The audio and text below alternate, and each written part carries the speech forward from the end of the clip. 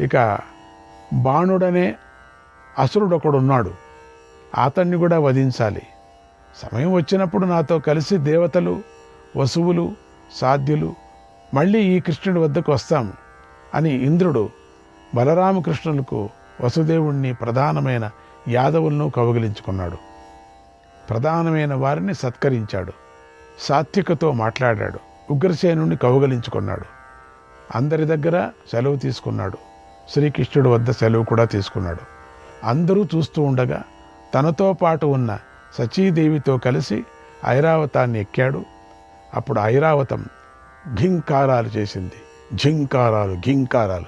దాని ఝింకారాలతో భూమి, అంతరిక్షం దద్దరిల్లిపోయాయి. ఆ ఐరావతానికి ఇరువైపులా బంగారు యంత్రాలు కూర్చబడి ఉన్నాయి. దాని కొమ్ములు బంగారంతో చేయబడి ఉన్నాయి. దానిపై నవరత్నాల కంబళి కప్పబడి ఉంది. అది పతాకాలతో అలంకరించబడి ఉంది.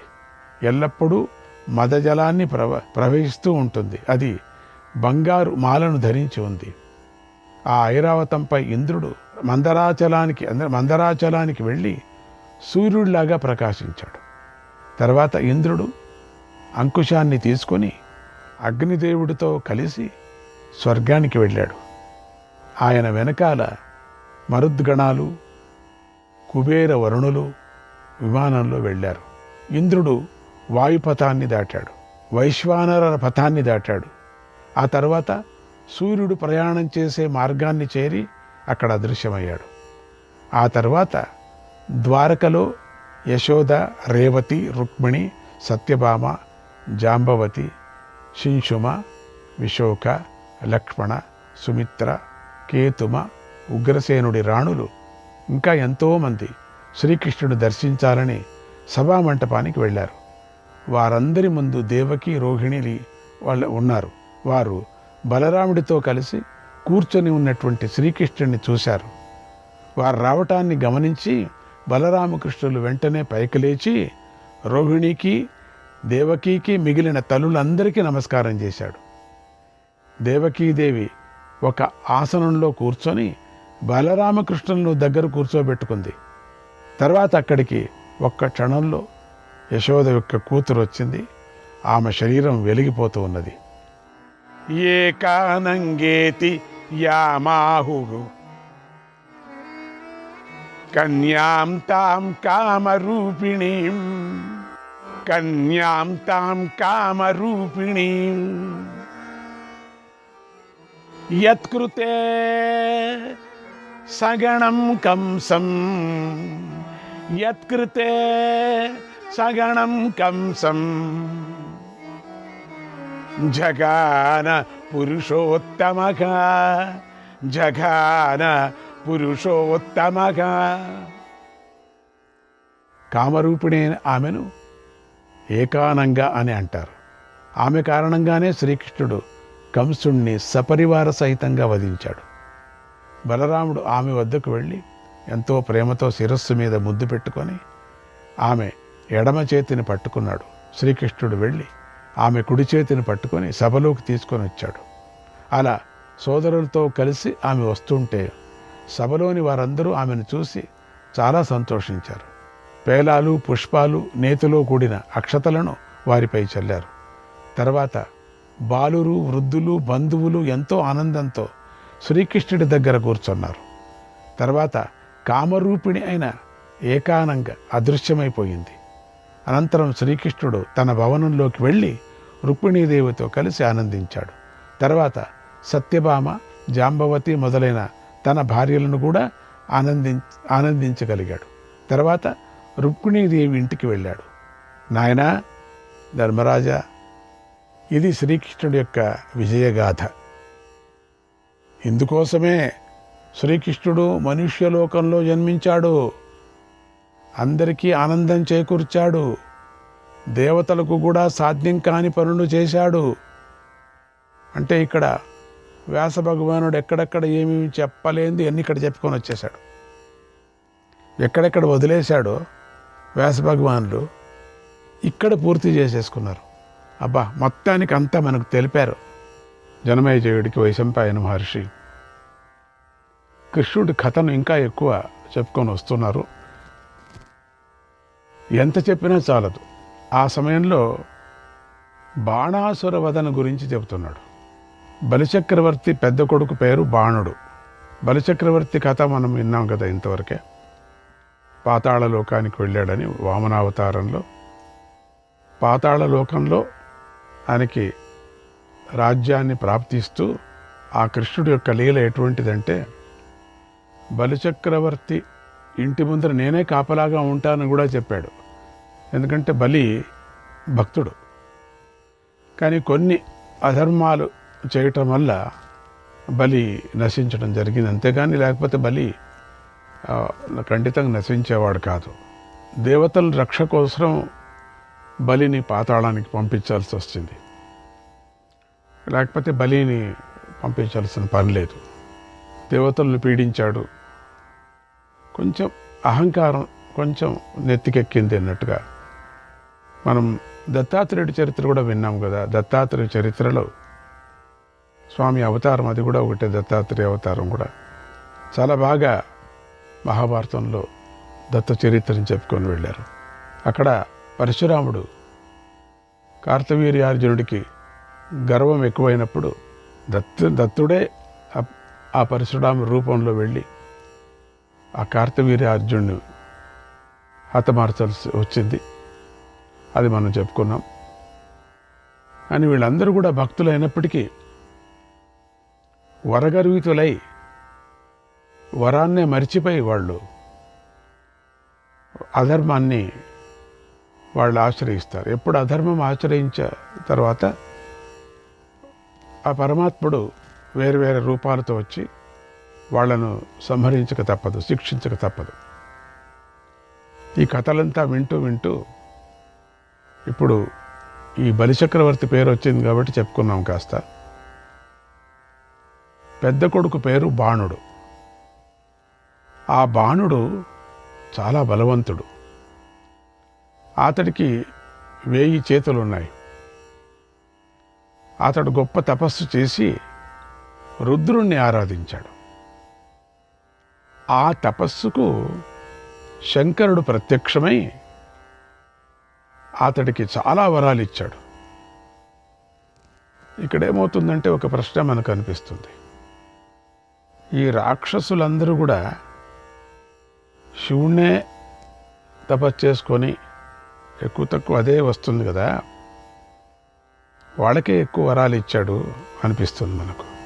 ఎందుకు బ్రహ్మను గురించి కూడా చేశారు కదా, కానీ ఎక్కువ శివుణ్ణి గురించి చేశారు అని కొంతమంది యొక్క ప్రశ్న. తప్పేం లేదు. శివుణ్ణి కానీ బ్రహ్మ కానీ విష్ణువుని కానీ వీళ్ళిద్దరూ కూడా దయావంతులు. అది శంకరుడు. అందుకనే భోళా శంకరుడు అంటున్నాము. అంటే తను తానే ఇచ్చుకునేటువంటి వాడు. అటువంటి దయ కలిగిన వాడు. తొందరగా భక్తులకి అనుగ్రహిస్తాడు. బ్రహ్మ విష్ణు కొంచెం పరీక్షలు చేయొచ్చు, శివుడు చేయడు. ఒక్క పర్యం నమశివాయ అంటే చాలు, శివాయ రుద్రాయ నమః అంటే చాలు, నమశివాయ శివ శివ అంటే చాలు, చాలా కరిగిపోతాడు. ఇక అటువంటిప్పుడు ఘోరమైన తపస్సు చేసిన వాళ్ళకందరికి కూడా శివుడే ఎక్కువ వరాలు ఇచ్చాడు అని చెప్పవచ్చు. అందుకని ఇక్కడ ఈ బాణుడు కూడా శంకరుడు ప్రత్యక్షమై అతడికి వరాలు ఇచ్చాడు. 1000 చేతులు వేరే ఉన్నాయని చెప్పారు. అవి దేవతలకు కూడా లభించని వరాలు. అటువంటి వరాలు ఇచ్చాడు. వాటిని బాణుడు పొంది, వీళ్ళు వరాలు పొందిన తర్వాత వీళ్ళు అసలు స్వామిని కూడా మర్చిపోతారు.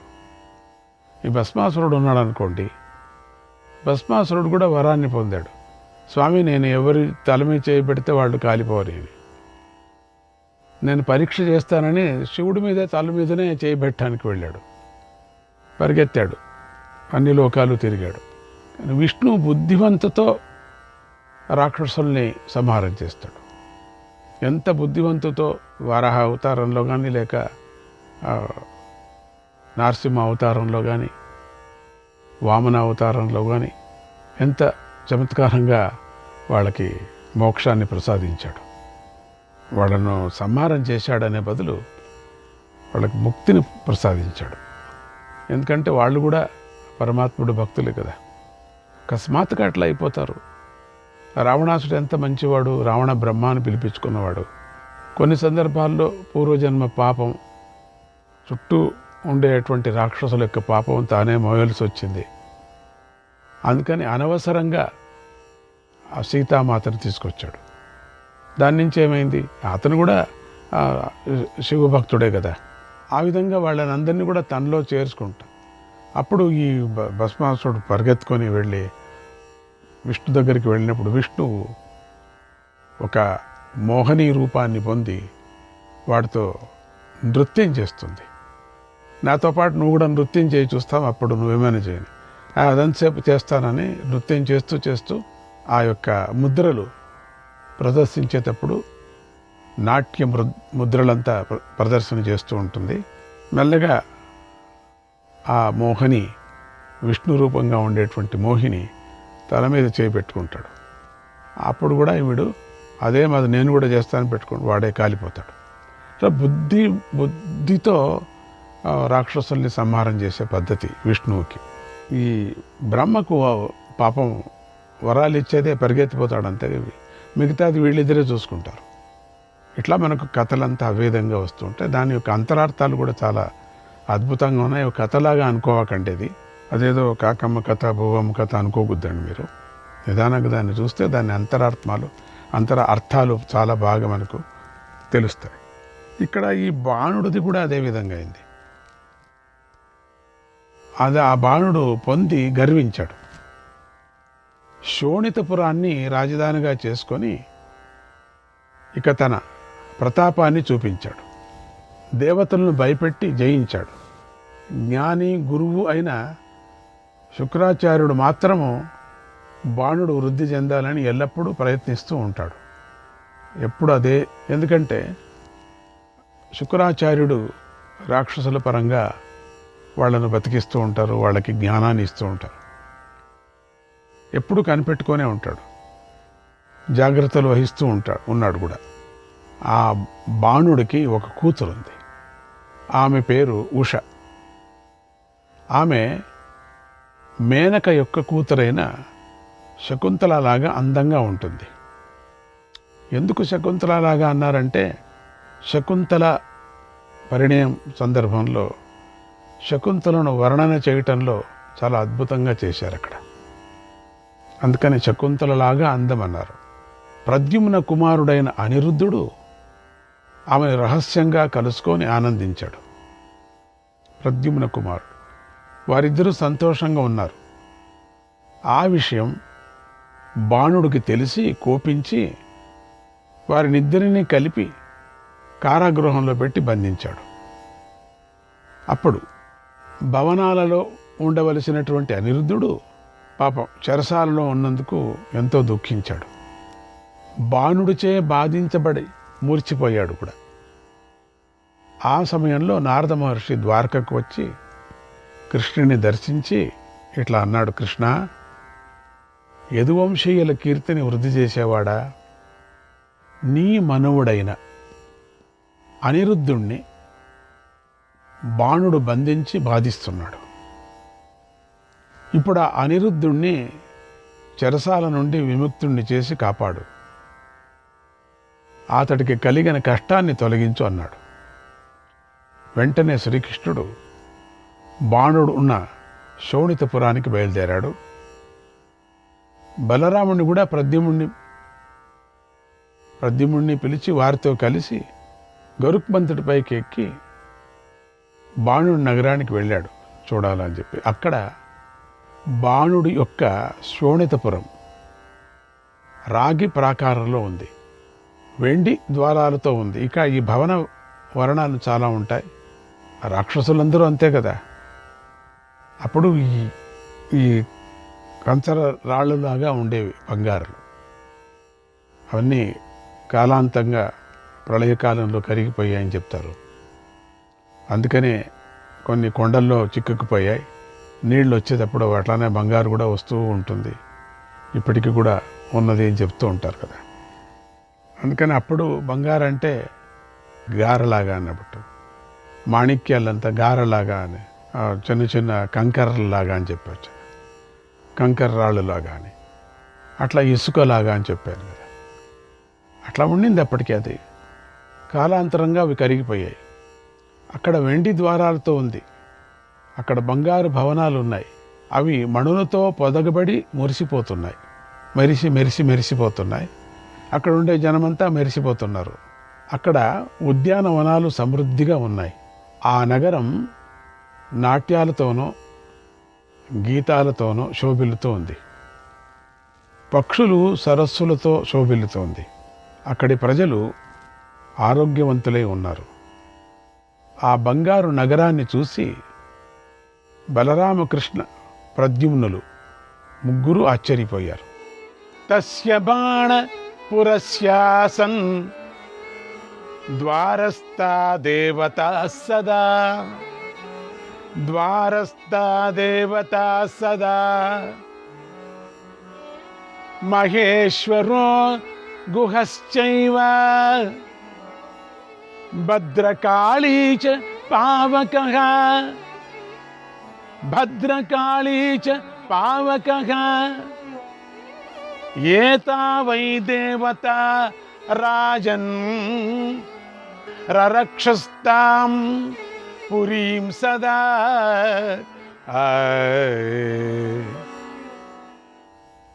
దేవతలు ద్వారపాలకులై ఆ బాణుడి పురాన్ని రక్షిస్తున్నారు. మహేశ్వరుడు, కుమారస్వామి, భద్రకాళి, అగ్నిదేవుడు మొదలైన దేవతలంతా ఆ పురాన్ని రక్షిస్తున్నారు. అంత తపస్సు చేశాడు. అందుకని తపో గర్వం వాడికి ఉండింది. శివుడినే తన ఇంటి కాపలాగా పెట్టుకున్నాడంటే యోచన చేయండి. సుబ్రహ్మణ్య స్వామి, భద్రకాళి వీళ్ళంతా ఉన్నారు అక్కడ. నలుగు దిక్కులా ఉన్నారు వాళ్ళు. శ్రీకృష్ణుడు ఇదంతా చూసి శంఖ చక్ర గదలను పట్టుకున్నాడు. బాణుడిపై కోపించి ద్వారపాలకులను జయించాడు. ఇది హరివంశంలో కూడా మనకు బాగా చెప్పుకున్నామని జ్ఞాపకం ఉన్నది. మీరు హరివంశం వింటే బాగుంటుంది. చాలా వరకు హరివంశం విస్తారంగా చెప్పారు స్వామీజీ. ఉత్తర ద్వారానికి చేరాడు. ఆ ఉత్తర ద్వారాన్ని శివుడు రక్షిస్తున్నాడు. కృష్ణుడు శివుడి వద్దకు వచ్చాడు. శివుడు శూలాన్ని పట్టుకొని ఉన్నాడు. బాణాన్ని సంధించి ఉన్న పినాకమనే ధనస్సును కూడా పట్టుకొని ఉన్నాడు. బాణుడికి మేలు కలగాలని కోరుకుంటూ నోరు తెరుచుకొని ఉన్న మృత్యువులాగా శివుడు ఉన్నాడు. చూడండి, భోళాశంకరుడు నిజంగా శివుడి యొక్క భక్తుడికి ఎంత కాపలా ఉన్నాడో చూడండి. కృష్ణుడికి ఎదురుగా వచ్చాడు. అప్పుడు శివకేశవుల యుద్ధం ప్రారంభమైంది. అది చెప్పటానికి, ఊహించటానికి సాధ్యం కాదు. అంత ఒళ్ళు జలధరించేలాగా ఉంది. వారి మధ్య యుద్ధం జరిగింది. ఒకరినొకరు గెలవాలనే కోరికతో వారు యుద్ధం చేశారు. మామూలుగా ఈ కథల్లో రామాంజనేయ యుద్ధం అంటూ ఉంటాం. అట్లనే ఒకరికొకరు ఎన్నో పురాణాల్లో శివుడికి విష్ణువుకి యుద్ధం, విష్ణువు వేరువేరు రూపాలతో యుద్ధం, ఒక్కొక్క అవతారంలో ఒక్కొక్క భక్తుడితో కలిగే అటువంటి యుద్ధాలు, ఇవన్నీ అంతరార్థాలు వేరుగా ఉంటాయి. చూడటానికి తమాషగా ఉంటాయి ఇవి. కానీ ఈ పదం వింటే మాత్రమే తమాషగా ఉంటుంది. కానీ అటు ఇటు కథ అనుకుంటే అప్పుడు మనకేం తమాషా అనిపించదు. అది చాలా సీరియస్గా ఉంటుంది. శ్రీకృష్ణాయ పరమాత్మనే నమః.